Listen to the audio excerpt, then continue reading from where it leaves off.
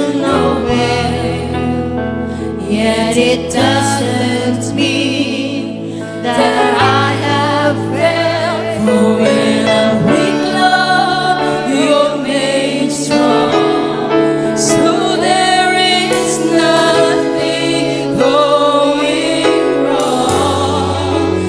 You brought me to that place right where I belong. Right where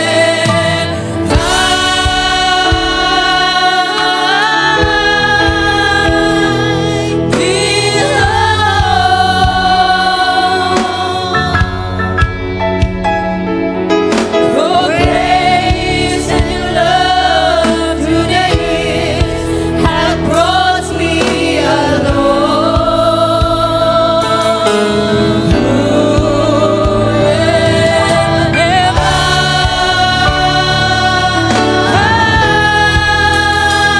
Who am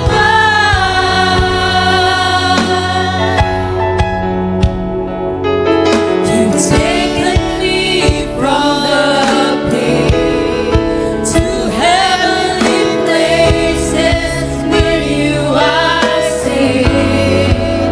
You brought me to that place, right where I belong.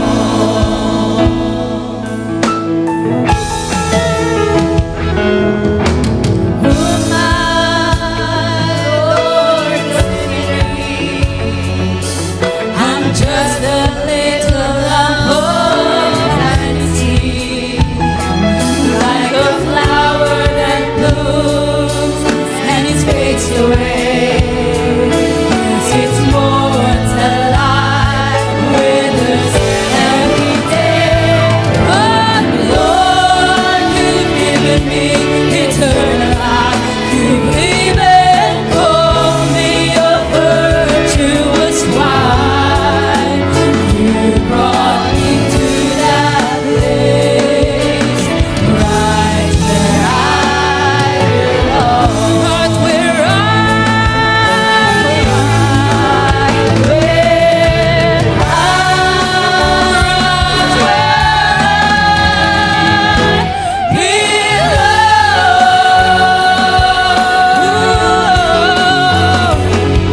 Your grace and your love through the years have brought me along.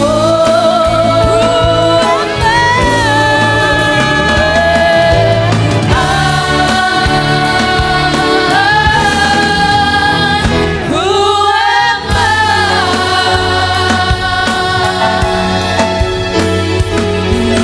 Taken me from the pit to heavenly places. When you I stay. You brought me to that place, right where I belong. How to remain faithful to God despite the trials of life. Kung paano tayo manatiling tapat sa Panginoon sa gitna ng mga pagsubok, pag-uusig, mga kahinaan at mga kakulangan sa buhay. Amen. We must fight a good fight of faith. Run this race with patience. Yan po ang sabi ng Biblia, mga kapatid. I greet you all in the name of our Lord sa gabing ito muli, and I hope everyone is happy, everyone is inspired, and everyone is amen, ready to receive the Word of God for tonight. So ito po ang ating paksa, to remain faithful. Alam nyo, mga kapatid, if you look at the motto or slogan ng tinatawag nating military, like the army, alam nyo ang motto nila? No retreat, no surrender. Yung tinatawag na Marines, ang sabi nila ay no pain, no gain. Kung walang mararamdamang sakit, walang pakinabang. At yung mga tinatawag nating Air Force, ang motto nila is no guts, no glory. So how much more tayo ng mga Kristiyano? Amen. Na dapat masigit pa ang ating, amen, pagtitiis, higit pang pagsisumigasig natin, higit pa ang ating patience sa paglilingkod sa Panginoon. So yan po ang ating paksa dahil marami ang nanghihina, amen, sa panahon ng Laodicea. Sabi ng Bible, this age is wretched, blind, poor, naked, and miserable. But the Lord said, amen, lumabas kayo sa Kanya. Come out from among them, my people. At sabi niya, to them that I love, I rebuke and chasten. Be zealous and repent. He that overcometh shall I will allow to sit with me in my throne as I am seated in my Father's throne. So yun ang goal natin, mga kapatid. Makaupo sa tabi ni Kristo sa Kanyang paghahari. Amen. We'll read James 1, verses 2 and 4. My brethren, this is James reminding us, count it all joy when you fall into diverse temptation. Ituring niyong kagalakan kapag kayo'y nakakaharap ng maraming tukso. Tukso na wag nang maglingkod. Tukso na lumayo na sa gawain para kumita ng malaking pera. So it's up to you. Knowing this, that the trying of your faith worketh patience. Amen. Ang pagsubok sa inyong mga panampalataya ay nagdudulot ito ng pagtitiis. But let patience have her perfect work, that she may be perfect and entire, wanting nothing. Wala na tayong hahanapin pa sapagkat nasa atin na si Kristo. When we have Christ, we have everything. Amen. Ask what you will, sabi ni Lord. If my word abide in you, you can ask what you will, and it shall be given you. Manalangin po tayo, mga kapatid, sa gabing ito. Heavenly Father, we just approach your throne of mercy once again. We surrender our lives to you, Father, Lord. May you speak to us again. Encourage us, Lord Jesus. Kailangan namin ang paalala, kailangan namin ang koreksyon sa aming mga pagkukulang, pagkakamali, because we know that love is corrective. Help us, Lord God, and remind us, Lord God, that life must continue serving you, Lord God. Hindi dapat kami panghinaan ng loob, kundi kami lalo pang tumibay. Yamang nakikita namin na napakalapit na ng iyong pagbabalik. Lord, tulungan mo ang bawat isa na dumadaan ng mga pagsubok, kahirapan, kapighatian, frustration, disappointment sa buhay. Lord, we just commit to you all things for you. You know best, Lord God. Your thoughts are not our thoughts. You have a better, Lord God, plan for every one of us, and we just have to walk through that plan because all things you promise will work together for good to them that love you. Salamat, Ama, sa gabing ito. Tawarin mo kami sa aming mga pagkukulang, mga pagsalangsang, anumang aming nagawa na hindi kaaya-aya sa iyo. At Lord, higit mo pa kaming bigyan, Panginoon, ng kasigasigan sa paglilingkod. Dahil sinabi mo ang magtiis hanggang wakas, ay siya lamang ang maliligtas. Thank you, Lord God. We just give you honor, glory, and praise, Lord, sa lahat ng mga patutuo na narinig namin, mga tagumpay, mga kagalingan, Panginoon, at mga iyong pagsusustain sa amin lahat. We just give you all the glory that you can provide a way where there is no way. Salamat, Lord. Muli naming binabalik sa iyo ang lahat ng kadakilan at kaluwalhatian. In Jesus' name we pray. Amen and amen. Makakaupo po tayo. God bless you. At manatili tayong, amen, attentive, higit sa lahat sa salita ng Panginoon sa gabing ito. Ito na lamang ang dapat nating, amen, pagtagumpayan, mga kapatid. Because we know that Jesus already triumphed. He already conquered death, hell, and sin. So all we have to do is to remain in Jesus. Because sabi niya, I have overcome the world. And if you remain in me, magiging mananagumpay din kayo. Okay, so becoming a Christian does not exempt us from trouble. Kung yung mga unbelievers nga, may mga pagsubok, how much more tayo na mga lingkod ni Kristo, na ang Panginoon kinamuhian. See, Jesus was rejected. And the prophet said, His Spirit is upon you. If Jesus was rejected and persecuted, how much more His followers? Because there's no servant that is greater than his master. Every believer will face seasons of testing. Think about Job. Think about David and those who suffered. The Christians during the Holy Inquisition, yung mga pinugutan ng ulo, may mga pinakain sa leon, may mga sinunog sa arena. So, in fact, the scriptures teach us that trials are bahagi ito ng Christian journey. We're not promised a bed of roses, mga kapatid. Hindi madali ang maging Kristiyano. Amen. Kaya huwag niyo isipin na pag naging Kristiyano kayo, everything will be fine and dandy. So, no, galit ang dyablo sa Kristiyano. Kaya humanda ka na dahil the moment that you receive Jesus Christ as your Lord and Savior, all the devils of hell will be against you, will make traps for you. Mga bitag at lahat na, mga kapatid. Praise God. So the question is not whether we will face difficulties, but whether we will remain faithful to God through these persecutions and trials. So, but God is looking for believers who will stand true. Ang hinahanap ng Panginoon ay hindi yung believer na urong-sulong o tuwing gusto lang niya mag-church saka siya pupunta. Gusto niya ay yung mga mananagumpay. Faithful, tapat, amen, to God, even in any circumstance. Because God is looking for true believers. That's why, inawit natin kanina. Amen. Fight a good fight of faith. Sa unang Korinto 4:2, anong sabi rito? Moreover, it is required in stewards or in stewardship. Kapag ikaw ay naging steward ni Lord, required sa iyo that a man be found faithful. Maging tapat tayo sa Panginoon. Bahagi po yan ng sinumpaan natin. Our pledge of allegiance to God, that there's no turning back. Amen. I have decided to follow Jesus. No turning back, no turning back.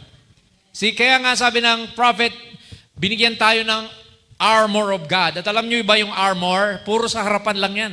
Walang armor sa likod. Dito lang sinusuot yan. Kasi bawal yung tumakas o tumakbo, tatamaan ka ng pana sa likod.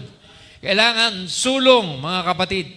Dahil God will help us through these troubles. I will never leave you nor forsake you. Di ba yan ang pangako ni Lord sa atin? Amen. So, ilan mga hurdles sa buhay natin, mga kapatid, ay tiningnan ko ang tatlong bagay na ito. Unang-una, kung madalas tayo na po-frustrate sa mga plano natin. Gusto mong magnegosyo, hindi kumita yung negosyo. Frustration yon, di ba? See, yung gusto mo na mag-asawa, hindi ka makapaghanap ng mapapangasawa na akma sa iyo o kalooban ni Lord. Amen. Marami ka mang pera, pero, di ba? So, nasa iyo na lahat. So, things don't progress the way you think they should sometimes, mga kapatid. Pero hindi ibig sabihin na hindi ka ginagabayan ng Diyos. Maghintay lang tayo. They that wait upon the Lord shall renew their strength. Ganun po, mga kapatid. So, wag nating madaliin ang buhay. Ano? God knows, magpatuloy ka lang, magsumikap ka, i-bless ka niya. There's a promise to prosper you. Sabi nga kay Joshua. Amen. Sabi ng Lord kay Joshua, di ba? Manatili kang matatag. Don't look to the left or right. Amen. At wag mong, sabi niya, kakalimutan na iyong ilagay sa iyong leeg, isuot mo sa iyong leeg. Laging bukang bibig mo ang salita ng Diyos and it will make you successful. You have good success. Amen. And prosperity. Pangalawa, mga tao. Madalas tayo natitisod sa tao. Na-stumble tayo. Di ba? Nagiging dahilan yung tao para hindi na tayo magpunta sa church. Kung meron kayong, nagkaroon kayo ng kagalit, o di ba, katampuhan, nagiging hadlang ito, madalas, mga kapatid. Nagiging reason. Yung iba, lumilipat pa ng church, hindi man lang inayos yung kanilang gusot, di ba? So, wag tayong maging pusong mamon, mga kapatid. Wag tayong masyadong sensitive dahil walang perfect na tao. We all commit mistakes. We all have our weaknesses. Kailangan natin ay pangunawa. Palawakin natin ang ating, pangunawa sa kapwa. People will let you down, your family members. Kapatid mo, minsan, nanay mo, magulang, di ba, nagkakaroon kayo ng konting disagreement. Hindi maiwasan yon. Kahit mag-asawa, hindi walang mag-asawa na hindi minsan nag-away o nagkaroon ng disagreement. But that's normal, mga kapatid. So, yung mga kaibigan mo, friends, kapatiran, even your clients, di ba? Minsan kung mayroon kayong negosyo, yung mga kliyente mo, di ba? Ang baba-baba na nga ng singil sa Lalamove, Brad? Pero masungit pa rin yung mga nagpapabook. So, yan, mga kliyente, minsan nasisigawan kayo ay minumura, di ba? Minsan ay nagiging down tayo sa mga bagay nito. But don't focus on those things. Focus on the Lord. Focus on Jesus. And focus on love and forgiveness. Yan ang sabi ng Bible. Especially constant criticism. Madalas na pamumuna ng ibang tao. Hindi maiwasan yon, mga kapatid. Na tayo'y pinupuna, ayaw pa naman natin nung sinasabihan tayo na, di ba, ang taba-taba mo na, o ang pangit-pangit mo na, o mga negative things, di ba? O hindi ka na umaasenso, ganyan ka pa rin. Di ba? So, minsan masakit yon. But we have to be ready, amen, for all these things. At isipin mo na every person is sabi nga, entitled to their own opinion. Lahat ng tao may opinion, hindi mo maaalis yan eh. Pero hindi lahat ng opinion ay tama. Alam mo yung tayo mo, alam mo kung ano ang paninindigan mo. So just believe and stand on what God has led you to do. Amen. Pangatlo, mga failures in life. Di ba? Maraming pagkakataon, we fail in our health, especially sa kalusugan. Di ba? Lalo na tayo ng mga nagkakaedad na. Hindi na natin in-expect na pabata pa tayo, mga kapatid. Kundi pumapasok na yung mga tinatawag nating mga deterioration sa katawan. Di ba? Yung mga mata natin, minsan nanlalabo na. Yung mga tuhod natin ay nanginginig na. So, kaya hindi maiwasan yan. Pero mga kapatid, ang Diyos nangako, amen, na hindi niya tayo pahihirapan, amen. Ang kabutihan ng Diyos, ang kanyang kalusugan ay, sabi niya, He will prosper you rather, both in health, amen, and in your soul. Amen. Palakpakan natin si Lord sa kanyang assurance, mga kapatid. Jobs. Madalas, mahirap na ngayon maghanap ng trabaho, di po ba?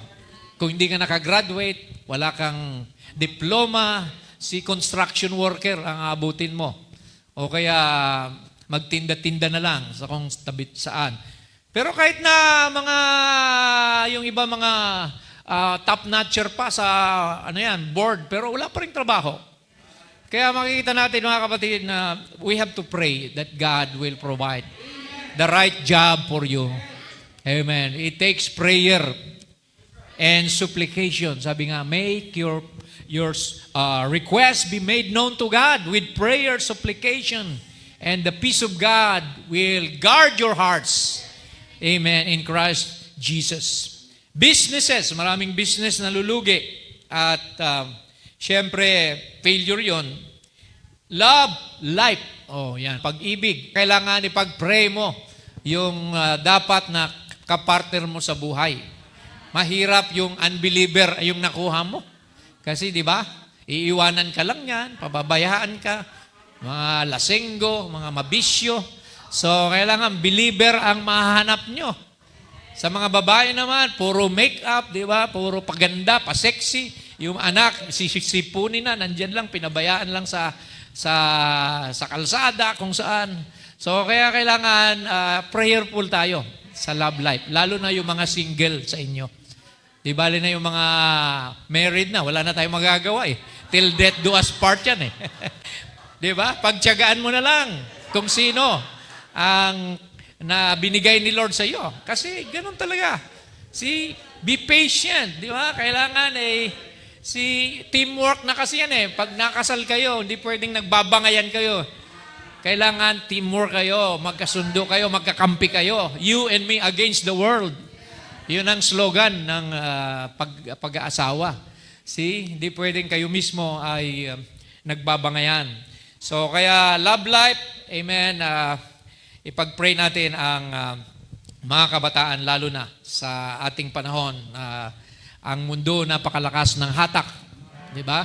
The world is trying to distract our young people para mapokus sila doon sa mga gwapo, mayayaman, may kotse, magaganda, mga queen, sexy queen, mga Miss Universe. So, hindi po tayo dapat tumingin doon.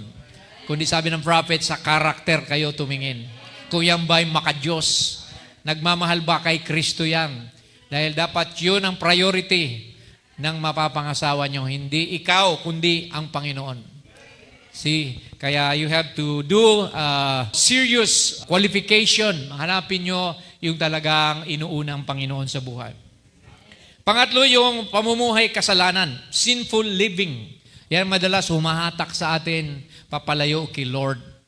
Di ba? Yung mga bisyo, mga tinatawag nating easy money na nauuwi sa kapahamakan. Di ba? Maraming gustong magkapera kagad, sumasama sa mga drug dealer, hold-upper, so mga things like that, sa mga immoralidad na trabaho. So ingatan natin na huwag tayong madamay sa mga bagay na yan. A Christian is able to overcome these things. Because our focus is not on our fleshly desire or materialism, kundi ang desire natin ay things that are above, mga bagay na makalangit, amen, hindi na mga bagay na makalupa. Tingnan natin yung kwento, mga kapatid, nung donkey na nahulog sa balon. Narinig nyo na ito, na may isang donkey na nahulog sa balon at umiyak itong donkey na ito, o asno. Po ilang oras, sinubukan ng may-ari na hatakin siya, kumuha ng lubid, ang bigat-bigat, hindi maiangat.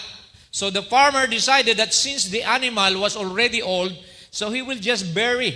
Di bali na, ilibing ko na lang itong donkey na ito. Total, matanda na ito. He got a shovel, kumuha na siya ng pala at unti-unting pinala yung lupa at pinupuno niya yung balon na yon at patuloy na umiiyak yung asno na ito. Kukumahog hanggang sa tumahimik itong bigla. It fell silent. And then the wise animal, nakapag-isip yung donkey, na kada hulog ng lupa sa kanya, kailangan i-shake niya. Shake it off. And yung nahuhulog na yon, inaapakan niya to step up hanggang dumami yung nahuhulog, umaangat-angat na siya, hanggang napuno na, nakalabas po siya. Dahil ginamit niya yung kanyang, amen, utak at ang kanyang tinatawag nating perseverance. Kailangan tayong persevere. Ano mang problema, di ba? So the moral of the story is life is going to shovel dirt upon you, all kinds of dirt, but the trick is to get out of the pit well, to shake it off and take a step up. Dumating man ang mga kabigatan, problema sa atin, huwag tayong magpapadaig, mga kapatid. Kailangan tayong lumaban. Kailangan tayong magsumigasig. Dumating man ang mga problema, material, pinansyal, sabi nga kanina ni Brother Alfred, kailangan nating ipagpatuloy, maging positibo tayo. Let hope guide you na habang buhay may pag-asa. Amen po ba, mga kapatid? So shake it off when we get out of the deepest pits by not stopping and never giving up. Just shake it off and take a step up. So never give up, never quit, mga kapatid. Yun ang sikreto ng isang Kristiyano. So meron ako ditong 8 na kailangang gawin natin upang manatili tayong tapat, faithful, committed to the Lord. Number 1, remember the trials are a part of God's plan. Bahagi ng trial sa plano ng Diyos. Unang-una, sinabi na ito ni Jesus sa John 16:33. Jesus said, "In the world you shall have tribulation. But be of good cheer." Maging masaya pa rin kayo. I have overcome the world. Napagtagumpayan ko na ang mundo, sabi ni Jesus. Kaya only believe. All things are possible to them that believe. Sabi ni Jesus, "Come unto me, all you that are heavily laden, and I will give you rest. Amen. May assurance tayo kay Jesus. Pangalawa, yung mga pagsubok na yan, nire-refine yan yung ating pananampalataya.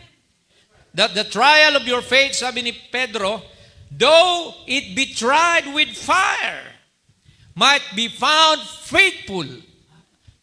Amen. Might be found unto praise rather, and honor and glory of God, mga kapatid. Na masumpungan ang inyong pagtitiis para sa kadakilaan at kapurihan ng ating Diyos. And then God uses trials to mature His children. Hindi na tayo laging baby Christian, di ba? Hindi laging tinatapik-tapik lang tayo ni pastor na simba ka na, attend ka. See, tribulation produces patience, experience, and hope. Romans 5:3-5. So, kaya mga kapatid, kasama na ang pagsubok sa pagiging Kristiyano. Amen. Pangalawa, or rather, look at the quote of Brother Branham sa Possessing the Enemy's Gates. He permits disasters. Ano ba ang mga disasters? Sunog, bagyo, lindol, baha. He permits disasters. He permits the friends to turn against you. Kung meron ka mang mahal sa buhay, na iniwanan ka dahil sa pananampalataya mo, pinahintulutan daw ni Lord yun. He permits all these things and turns the devil loose to tempt you, and he will do all but take your life. Gagawin lahat ng dyablo. Pinahintulutan din ni Lord ang dyablo. Look at Job. See? But he cannot take your life, sabi ng prophet. He could throw you on a bed of affliction. Pwedeng magdulot ito ng sakit. Just like the testimony of Brother Robert a while ago. 3 anak niya, sunod-sunod na nagkasakit. Pero ang Diyos pa rin ang nagpapagaling. God is our healer pa rin. Amen. Purihin ang Diyos. Amen. He could throw you in a bed of affliction. He could turn your neighbors against you. He can turn even the church against you. He can do most anything. And it's God's will for Him to do it. We are taught that it is more precious than gold to us. So sa isang Kristiyano, we are flexible in times of trial. Kailangan tayo ay madaling, amen, kumbaga sumakay sa agos ng tadhana. Even God Himself in Isaiah 45:7, if I'm not mistaken, sabi niya, I'm the Lord that create good and create evil. I'm the Lord that create light and create darkness. I'm the Lord that do all these things. So, biruin mo mga kapatid, pinahintulutan ni Lord ang kadiliman, ang kasamaan, para mag-glorify siya. Dahil kung walang dyablo, walang kontrabida. Di ba? Kung puro bida na lang sa pelikula, di ba? Anong klaseng pelikula yan? Walang twist. Di ba? So, kailangan merong villain para makita yung kadakilaan ng hero. So, ganun din sa Panginoon, mga kapatid. Amen. Pinahintulutan niyang negatibo para yung positibo makita. There's pros and cons, sabi ng prophet. He has to make the night, amen, to magnify the day. Amen. He has to allow, amen, ups and downs and ins and outs para makita natin na ang Diyos pa rin ang may kagagawa nito at sa kapurihan pa rin niya mauwi lahat ng bagay. Amen. He even has to come to die for us. Amen. Nagkatawang tao siya para mamatay. Praise God. Sabi nga noong preaching, sino ba nag-preach si Brother Tos noon? Na yung foot wash junkie, pinakamababang trabaho, tagahugas ng paa, ginampanan yun ni Jesus. He washed the feet of His apostles. So kaya mga kapatid, we must be flexible in everything. In every situation, kailangan matuto kang mag-adapt. Hindi yung puro na lang reklamo, di ba? Puro na lang fault-finding, puro na lang blaming. Di ba? Kailangan tanggapin mo ang bawat sitwasyon at mag-adjust ka. Amen. Upang wag tayong manghina, wag tayong, amen, manlupaypay. Nabanggit kanina ito, si Paul. Sabi niya rito sa 2 Corinthians 4:8-10, we are troubled on every side, yet not distressed. Amen. A Christian is too blessed to be distressed. Too anointed to be disappointed. Amen. We are perplexed but not in despair. Persecuted but not forsaken. Cast down but not destroyed. Always bearing about in the body the dying of our Lord Jesus Christ. So we partake in the suffering of the Lord when we undergo trials. See? That the life also of Jesus might be made manifest in our body. You have to suffer to reign. Sabi ni Brother Branham, di ba? If you don't suffer, you cannot reign. Because it takes suffering, amen, to produce character. Character, sabi ng prophet, is not a gift. It is sabi niya, a victory. Pinagtagumpayan mo yun, kaya ka nagkaroon ng magandang karakter. Dahil nasubukan ka sa mga mabibigat na bagay hanggang sa ikaw ay na-training, ikaw ay naging bihasa, na kaya mo na anumang sitwasyon sa buhay malagpasan. Amen po ba, mga kapatid? Yung kwento nga na, di ba, yung sabi nung isang alipin, or rather sabi nung Panginoon niya, aalis ako, at nais ko na pagbalik ko, itong bato na ito, na itulak mo na. Yung malaking bato, na itulak mo na. Paalis dito doon sa harapan ng bahay. So, kaya pagbalik ko, kailangan ay nagampanan mo yung pinag-uutos ko. Isang taon na hindi bumalik yung kanyang Panginoon, tinulak niya ng tinulak yung bato hanggang isang taon na hindi pa rin niya maitulak. Kaya pagbalik ng kanyang amo, sabi niya, kumusta? Kumusta? Anong nangyari? Pasensya na po kayo, Panginoon ko, dahil hindi ko po kinaya na maitulak ang batong ito. Pero sabi niya, alam ko na hindi mo kayang maitutulak yan. Pero nakita mo ang mga braso mo, lumaki. Yan ang gusto ko mangyari, lumaki ang mga braso mo para lagi malakas ka. See, may purpose pala si Lord. Kuminsan sa pagsubok para palakasin yung ating faith muscles, mga kapatid. Yan ang purpose, mga kapatid. Na huwag tayong panghinaan ng loob. Alright? Now, even Jesus our Lord, sabi sa Isaiah 53, He is despised and rejected of men. A man of sorrow, isang tao ng kalungkutan. And acquainted with grief. Acquainted, talagang sanay na siya sa mga kahirapan. And we hid, as it were, our faces from Him. He was despised. See? And we did not esteem Him. Surely He has borne our griefs and carried our sorrow. Nagkatawang tao palang Panginoon para dalhin niya lahat ng ating kalungkutan, lahat ng ating mga tawag natin panghihina, kabiguan. Yet we esteem Him stricken, smitten by God and afflicted. So Jesus, sanay siya sa hirap. Wala nga siyang matulugan, di ba? Sabi ng Bible, He had nowhere to lay His head. Foxes have holes, di ba? Sabi roon, and birds have nests. But the Son of Man has nowhere to lay His head. See, kaya kung wala kayong bahay, nangungupahan lang kayo, okay lang yun, mga kapatid. Dahil mayroon naman tayong mansyon na inihanda ang Panginoon doon sa langit na pupuntahan natin. Balang araw, pag tayo ay nanatiling mananagumpay sa Kanyang kaharian. Pangalawa na tayo, keep your eyes upon God, not upon your problems. So, wag puro problema ang isip. Dahil pag nag-overthinking ka, di ba, yan ang gusto ng dyablo. Isip ka ng isip hanggang sa masiraan ka na ng bait. Di ba? Maraming ganon. Naputulan na ng ugat. Di ba? See, nasiraan na ng ulo. Naglalakad sa kalye, hubad na. Kinakausap na yung sarili. Di ba? So may mga ganon, mga kapatid. Bakit? Na-focus sila masyado sa problema. Kaya doon tayo mag-focus kanino? Kay Jesus. Looking unto Jesus, the author and finisher of our faith. Amen. Si Pedro, sabi rito, when Peter looked at Jesus, he was able to walk upon the water. Nung nakatingin siya kay Jesus, nakaya niyang lumakad sa tubig dahil sabi ni Lord, come. See?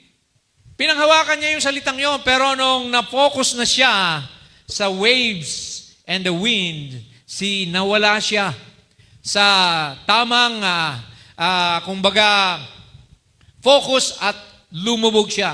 He slowly drowned Amen, and sunk. So ganun din tayo mga kapatid bilang tao. These are given as examples. Kaya fix your mind on heavenly things.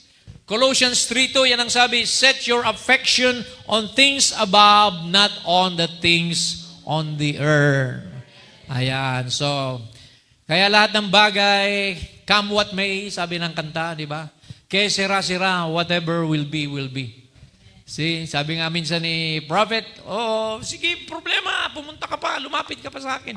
I can do all things through Christ who strengtheneth me. Kaya ko lahat yan sa pamamagitan ni Kristo na siyang kalakasan ko. Glory to God. Amen. Pangatlo, trust God's promises even when you do not understand. Kahit di mo manawaan bakit pinahintulutan ni Lord ang mga bagay na ito mangyari, magtiwala ka pa rin sa kanyang mga pangako. Amen? Because in Romans 8:28 says, God works all things together for good to them that love Him. Mahal mo ba ang Diyos? Kung mahal mo siya, lahat ng bagay magkakalakip-lakip. Nagagawa sa ikabubuti mo. Niyaong mga umiibig sa Diyos. Nabanggit ko kanina ang Isaiah 55:8-9, for my thoughts are not your thoughts. Neither are your ways are my ways, said the Lord. For us the heavens are higher than the earth, so are my ways higher than your ways, and my thoughts higher than your thoughts. Amen. Lean not on your own understanding. Tinuruan tayo na huwag umasa sa sarili nating pangunawa. Di ba? Minsan gusto nating unawain, bakit nangyari sa akin to? Bakit nawala ang mahal ko sa buhay? Bakit ako ay ganito, nalugi sa negosyo? Pero sabi dito, trust in the Lord with all thine heart. And lean not unto thine own understanding, but in all ways acknowledge Him. Pasalamatan mo pa rin siya. And He shall direct thy paths. Gagabayan niya pa rin niya ang iyong mga lakad. Look at what Job said. Nung si Job ay nagkaroon ng mga bulutong sa katawan, namatay mga anak niya, all his properties were gone. Sabi niya, though you slay me, yet I will trust you. Kaya ba natin sabihin yon? Kahit ako sinasaktan mo, Panginoon, pero magtitiwala pa rin ako sa iyo. Amen. Dapat ganun tayo, mga kapatid. Huwag tayo magtatampo sa Diyos. Wala tayong karapatan. The prophet said, you cannot question God. Amen. Because God knows everything. Amen. And we will understand it by and by. Maunawaan natin, ito pala yung pinagdaanan ko, Panginoon. Amen. All the way nandiyan pa kapala kasama kita. Di ko lang napapansin. Amen. Praise God. So a good illustration of this is Joseph of the Old Testament, the dreamer, sabi rito, endured betrayal, slavery, and imprisonment because, amen, his brethren, amen, rejected him. Amen. Yun po ang nasabi rito sa Genesis 50:20. When Joseph spoke to his brothers after he was betrayed, and sold by them to Egypt, sabi niya, but as for you, you meant evil against me. But God meant it for good. Wow, hallelujah. Kahit pinag-isipan niyo ako ng masama, pero ang Diyos ay sinadya niya ito para sa kabutihan. In order to bring it about as it is this day, to save many people alive. Para mailigtas ko kayo. Why? He was the governor of Egypt. Lahat ng bansa sa paligid ng Egypt noon ay may drought, may famine, walang makain. And Joseph had a rice granary or a wheat granary.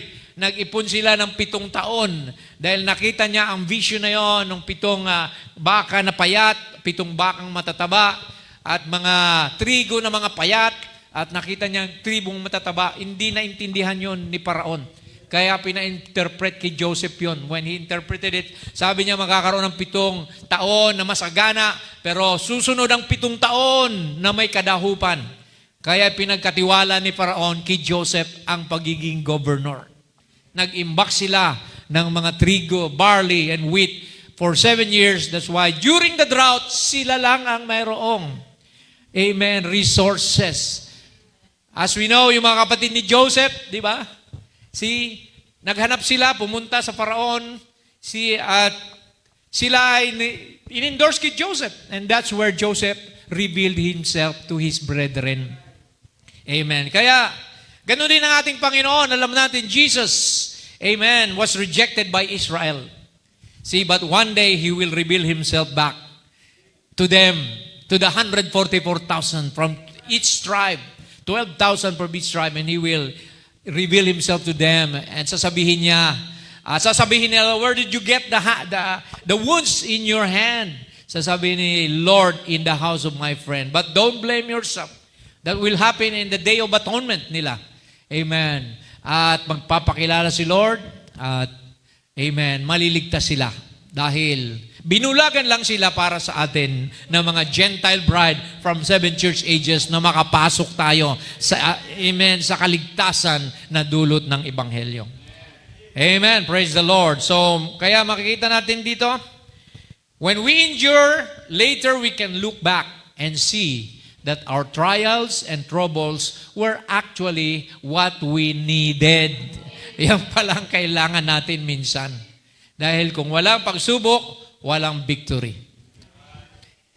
Okay, number 4 na tayo. Remember the faithfulness of God in the past. Pag may problema kayo, alalahanin nyo yung tagumpay na binigay ni Lord sa inyo sa mga nakaraan.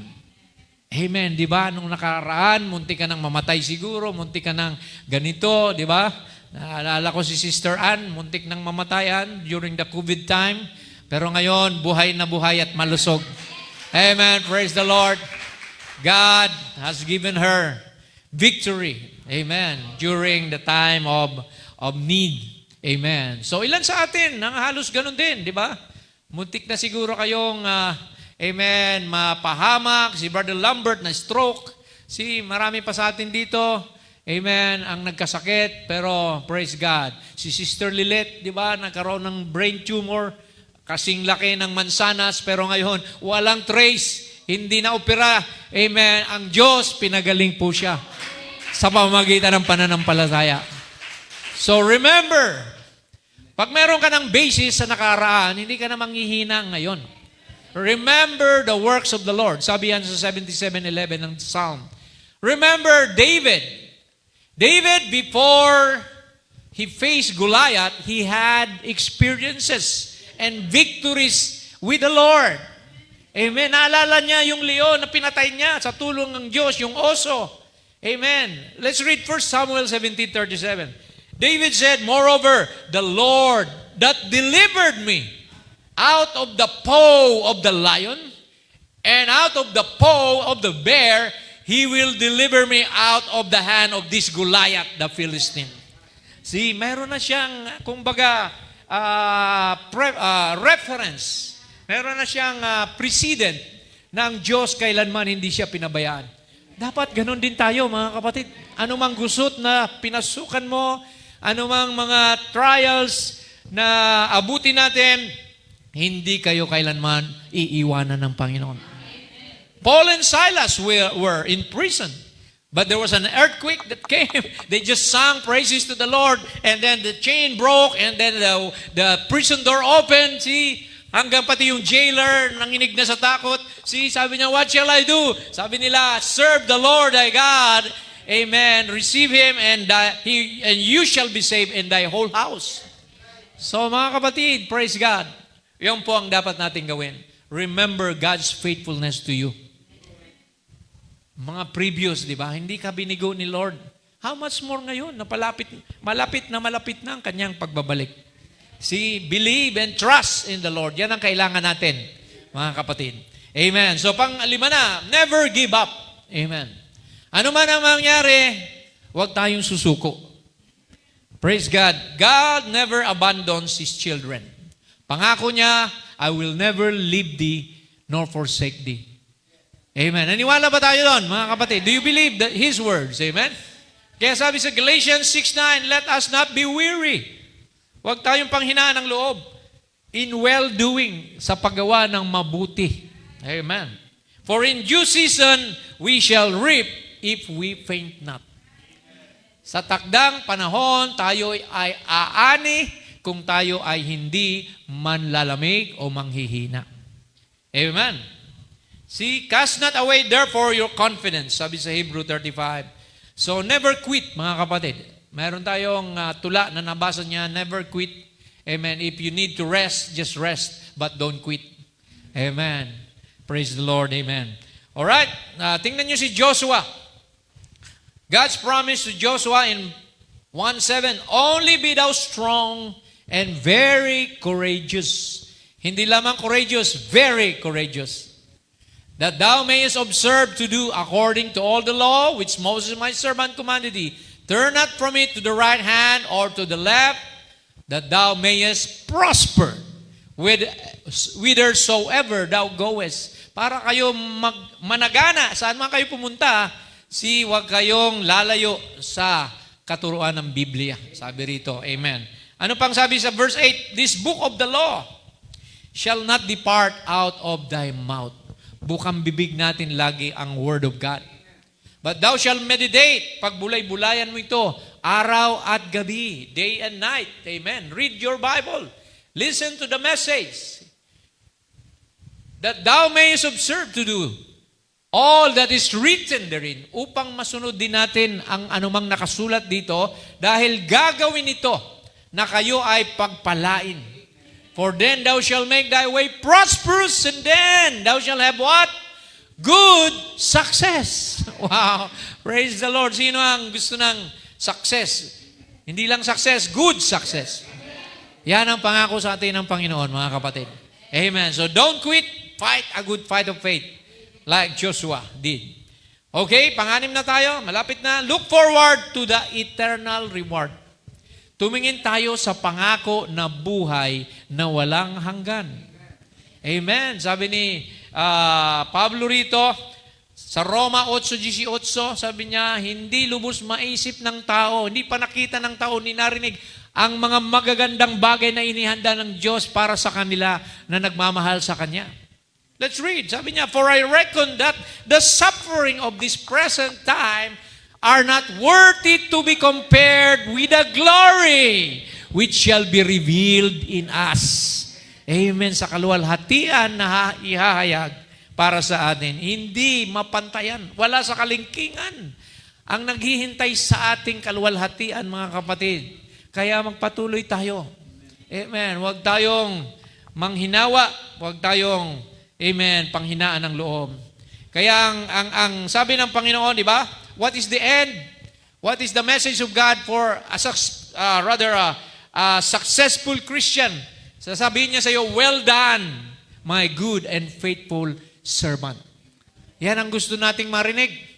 Enter into the joy of your Lord. Amen. Kaya ba nating, amen, panindigan yan na marating natin ang ating crowning glory sa paglilingkod kay Lord? Sinabi pa nga niya sa Revelation 2:10, remain faithful unto death. Be thou faithful unto death, hanggang kamatayan. And then I will give you a crown of life. This was, I believe, amen, the time of the dark ages when Christians are being persecuted. Amen, they have to be faithful unto death. Kaya po, sa panahon ng dark ages, alam natin, 68 million Christians were killed by Rome because they don't want to recant from believing the Lord Jesus Christ. Biruin mo yun, 68 million, they died, amen, gave up their life for the sake of Christ. Ngayon, mga kapatid, praise God, meron na tayong technology, ang mga sasakyan nandito na, pero yung pumunta lang sa church, hirap pang pumunta. Noon, kamatayan ng kapalit sa pagiging Kristiyano. Ngayon, napaka-soft ng ating generation. Laodicea, soft living. I am rich and I have need of nothing. Kaya mga kapatid, yan ang trials natin. Yung kalamighan, yung worldliness, materialism, kailangan mapagtagumpayan natin. Trials natin yan eh. Yan ang tukso ng ating panahon, mga kapatid. Amen. So look forward to the eternal reward. Kaya nga sabi ni Paul, look unto Jesus. Looking unto Jesus, the author and finisher. Siyang nagpasimula, siya rin ang tatapos. Glory to God. Amen. Amen. Ito ang sabi ni Paul, binanggit to kanina, ni Brother Alfred, ano? Of the Jews, 5 times I received 40 stripes. Amen. Hinagupit si Pablo, 40 beses. Thrice I was beaten with rods. Once I was stoned. Thrice I suffered shipwreck. Day and night I have been in the deep because of his ministry. Dahil gusto niyang ligtas pa, may pangaral ang salita. Amen. Sinuong niya ang mga bagay nito. In journeyings often, in perils of waters, in perils of robbers, in perils by my own countrymen, in perils by the heathen, in perils in the city, in the wilderness, in the sea, and in perils among false brethren. Mga kapatiran na mga make-believer. Amen. Praise God.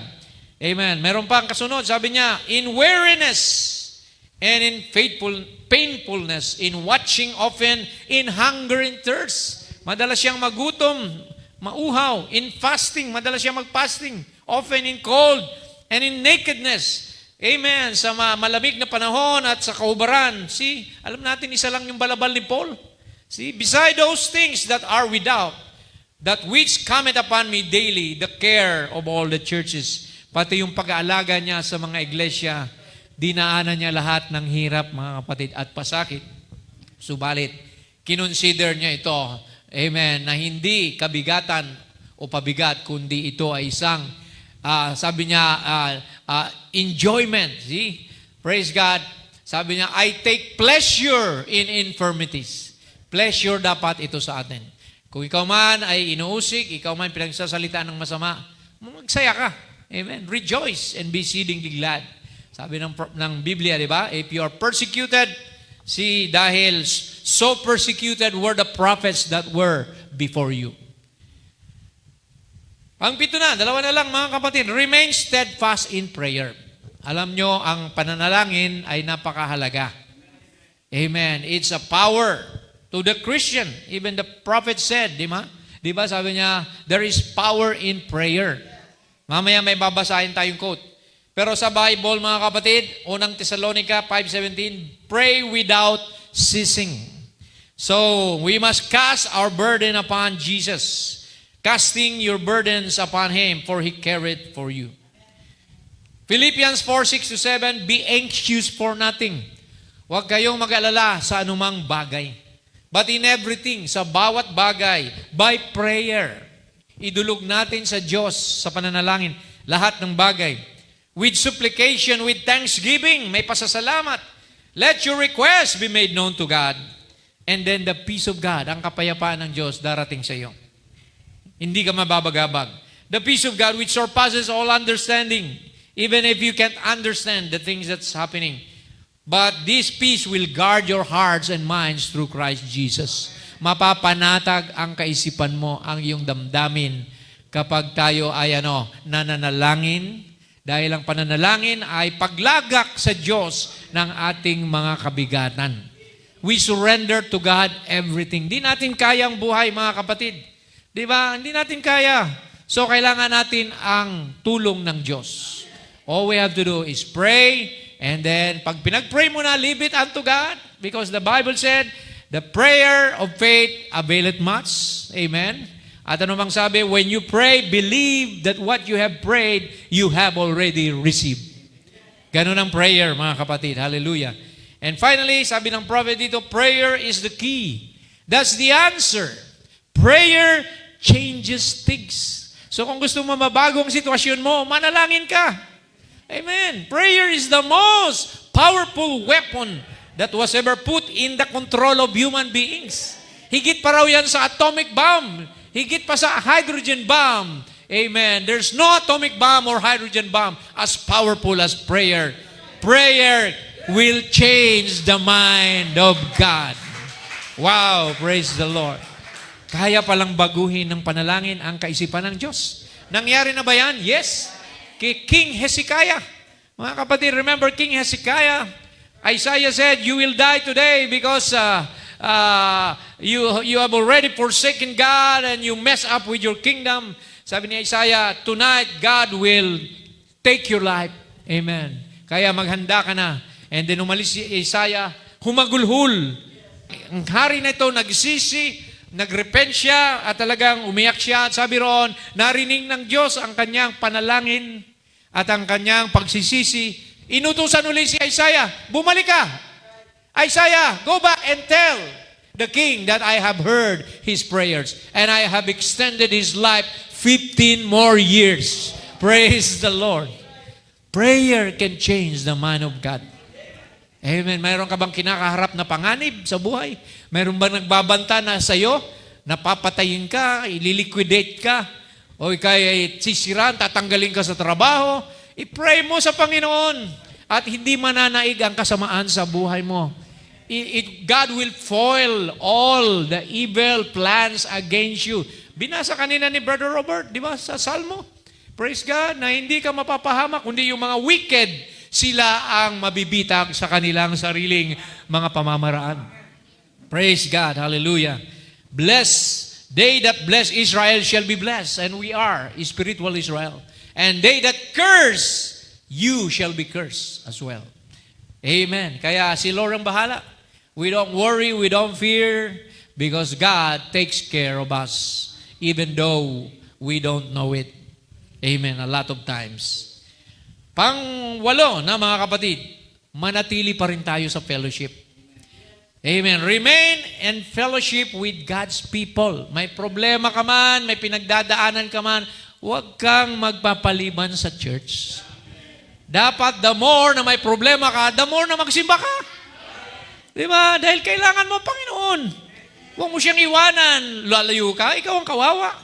Look at Jonah. He tried to run away from God. Anong sinapit niya? Bagyo. Amen. At tinalian pa siya, tinapon sa dagat.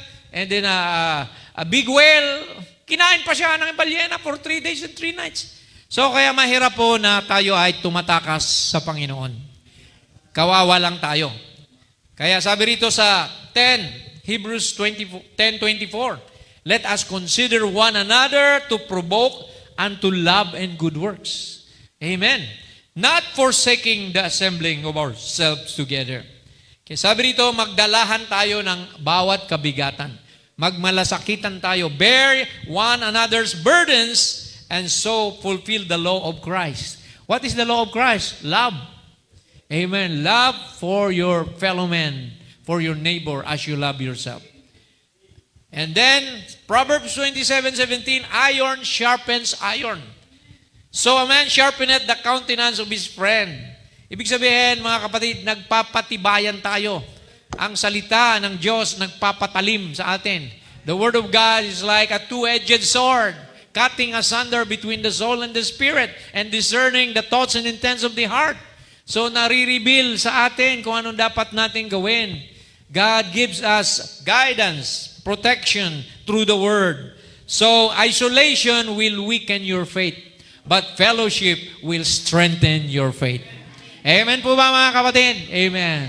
Kaya kailangan natin ng fellowship. Huwag mawawala ang pakikipagniig sa bawat kapatid. Amen. Dahil tayo ay pamilya ni Kristo. We are one body, we are one family in Christ. Yan ang magbibigay din sa iyo ng lakas. May nagmamahal sa iyo, may nagpe-pray for you sa church. Diba? Sabi ng prophet, pag ikay lumayo, amen, you will be isolated. See, ang makikita mo na lang yung sarili mo, yung problema mo, pero pag nasa church, pagpasok mo pa lang dyan, amen, nawawala na yung mga kabigatan sa mga awitan. Amen. Praise God. Sa anointing, sa atmosphere ng Holy Spirit sa iglesia ng Panginoon. So God bless you as we close. Sabi ng prophet dito, He may commit you to death as He did Paul. He may commit you to suffering as He did Job. But that is His prerogative. Amen. Just like Romans 9, sabi ng Panginoon, di ba, you are the clay, I am the potter. Walang karapatan ang paso na magreklamo sa mampapasok. Di ba? We have no right to complain. See? He is sovereign. But it is all with a purpose. Lahat ng ginagawa niya, may dahilan. If He did not have a purpose, then He would be the author of frustration and not of peace. But His purpose, sabi niya, is that after we have suffered a while, matapos tayo na magtiis, sa konting panahon, we would be made perfect. Ito pala ang magsasakdal sa atin. Be established, magiging matatag tayo, magiging strengthened. Amen. Mapapalakas and then settled. Amen. Tayo ay magiging matibay na hindi na basta-basta matitinak.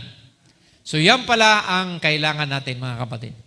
We need the Word of God to strengthen us and to edify us. Palagi, mga kapatid, ang mensahe rito, pagpapalakas. Hindi tayo nagpipreach ng pagpapahina, kundi we are preaching and teaching para tayo ma-edify. The fivefold ministry was given for the perfecting of the saints, for the edification of the body, for the work of the ministry, until we reach the stature of a perfect man, the knowledge of the Son of God, that we should never be like children anymore, tossed to and fro by different strange doctrines around us. So God bless you, mga kapatid. Do you love the Lord? Tayo ba'y pinagtibay ni Lord? Are we inspired? Are we strengthened? Amen. Tumayo tayong lahat, mga kapatid. Praise God. Let's sing a song of victory unto the Lord para tayong ay lalong, amen, tumibay sa ating pananampalataya. My heart can sing when I pause to remember a heartache here is but a stepping stone along the trail.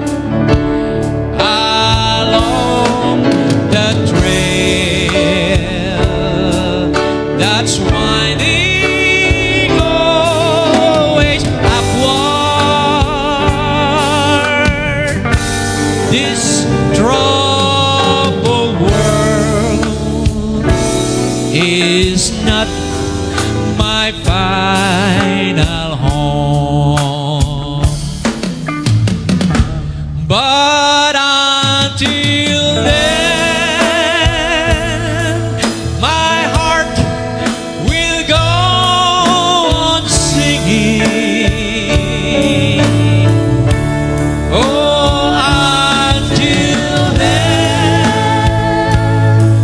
with joy I'll carry on.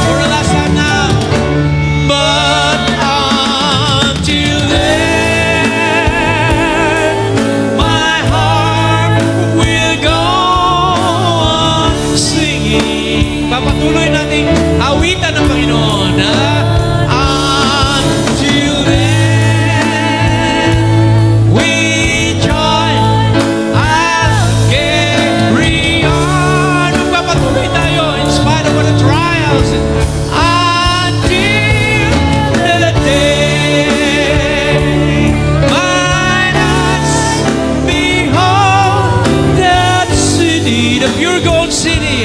Hallelujah. Until the day. At hanggang sa araw na yun, God calls me home. Hallelujah. Hanggang sa tayo kunin ni Lord, magpapatuloy tayo.